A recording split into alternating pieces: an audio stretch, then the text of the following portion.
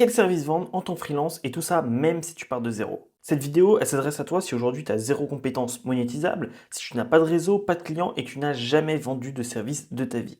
Je vais te montrer étape par étape comment choisir un service et vendre dès cette semaine. Premièrement, on va voir ce qu'il ne faut pas faire. Il y a beaucoup trop de débutants qui font ce genre d'erreur. Premièrement, attendre d'avoir la passion parfaite, c'est une grosse erreur. Pourquoi? Parce que ça n'arrivera probablement jamais. Du coup, il ne faut pas attendre, il faut que tu passes à l'action. Tu vas trouver un service qui te plaît le plus et tu vas te focus là-dessus. Ensuite, deuxième erreur, essayer d'apprendre tout en même temps, c'est-à-dire le graphisme, montage vidéo, pub, Facebook, etc.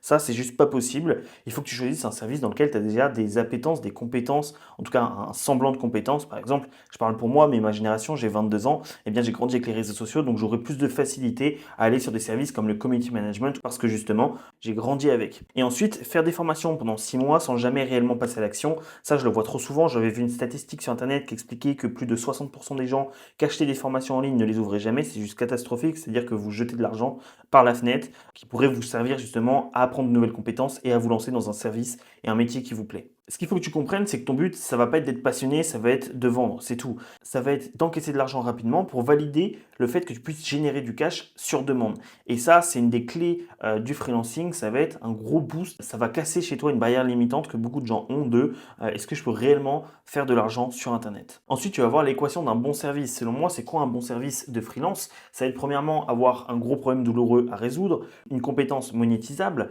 une cible claire, et tout ça, ça va être égal à une vente possible. Et comment faire? Bah justement, on va décortiquer tout ça. Donc, premièrement, il va falloir que tu identifies les problèmes douloureux, c'est-à-dire que tous les business ont des problèmes critiques qu'ils veulent résoudre. Par exemple, pas assez de clients, pas assez de trafic sur le site internet, une perte de temps sur les tâches chronophages comme la prospection, une mauvaise image, donc la réputation, ou des tunnels de vente qui ne convertissent pas. Et bah ta mission, ça va être de résoudre un problème et pas de vendre juste une compétence. Ensuite là, je t'ai fait une petite liste des niches actuellement qui payent, qui sont assez à la mode, donc que tu vas pouvoir aller targeter donc avec ton offre. Tu vas avoir les coachs et infopreneurs, c'est ultra à la mode en ce moment. Tu vas avoir tout ce qui va être e-commerce, startup SaaS, agence marketing, professionnels libéraux, avocats, médecins. Il n'y a pas assez de gens qui vont travailler avec ce genre de personnes-là parce que c'est assez réglementé, mais c'est possible. Et ces gens-là, ils ont des besoins clairs et ils veulent des résultats. Donc, tu peux clairement aller faire de l'argent avec ces gens-là. Ensuite, je t'ai fait une petite liste des services qui se vendent très bien et qui sont simples à lancer, surtout quand tu débutes. Je t'ai mis le community management en premier, tout simplement parce que c'est le premier service avec lequel je me suis lancé. Donc, ça va être la gestion de réseaux sociaux et c'est ultra simple à apprendre. Ensuite, tu vas avoir la création de visuels, donc Canva, Post, Carousel. Donc là, on va être plus sur du social media. Tu vas avoir la rédaction de posts, donc copywriting, donc par exemple sur LinkedIn, Insta, etc. Tu vas avoir le montage vidéo, donc pour tout ce qui va être contenu court sur TikTok, réel, etc. Tu vas avoir le call mailing, la prospection que tu peux apprendre, c'est assez rapide, et les automatisations, donc no code avec Zapier, Make, Notion, etc. Donc, comment choisir ton service? Bah, tu vas devoir te poser trois questions. Premièrement, qu'est-ce que tu peux apprendre en 30 jours max? Ça ne doit pas te prendre trop de temps. Le gros du travail, tu l'apprendras entre guillemets sur le terrain. Est-ce qu'il y a une vraie demande sur ce service-là? Donc, il va falloir faire une étude de marché, il va falloir regarder des concurrents, analyser ce qui se fait, parler à des gens, c'est le meilleur moyen de voir s'il y a de la demande.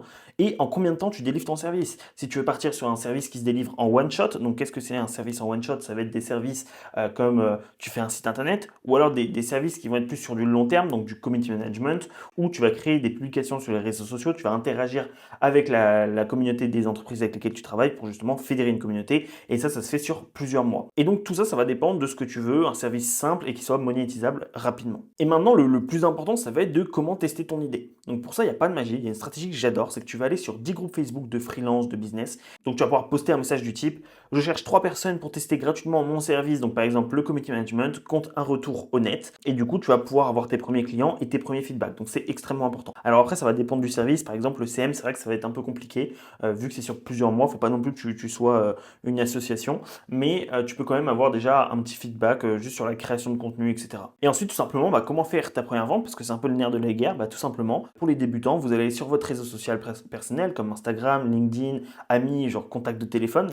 Vous allez envoyer 20 messages personnalisés à des cibles potentielles et offrir un audit gratuit ou service test. L'objectif, c'est de décrocher un client payant, même à 50 euros, Pourquoi? Tout simplement parce que c'est une étape que 99% des gens n'atteignent jamais. Et en fait, tout ça, ça va casser une barrière limitante dans ta tête sur le fait que tu peux réellement gagner de l'argent en ligne. Et donc, tu vas finir par avoir une évolution naturelle qui va te permettre de proposer des offres plus stratégiques, de passer en mode agence ou vendre un produit, d'automatiser avec des outils comme Salesmart, par exemple, qui vont complètement automatiser ta prospection de A à Z en mode freelance, et ce qui va te permettre de gagner un temps dingue. Et surtout, tout le temps que tu ne passeras plus en prospection, c'est du temps que tu passeras à délivrer de la valeur à tes clients. Et donc, au final, ça va directement impacter ton business et augmenter ton chiffre d'affaires pour atteindre ta liberté financière en tant que freelance. Donc, petit récap actionnable. Premièrement, tu choisis un problème douloureux, tu apprends un service simple en moins de 30 jours, tu le proposes gratuitement contre des feedbacks, tu fais ta première vente, tu augmentes ton prix et tu passes à l'échelle de distribution. J'espère que cette vidéo t'a plu. Si ça t'a apporté pas mal de valeur, ce que je t'invite à faire, c'est t'abonner à la chaîne et lâcher un petit like pour nous soutenir.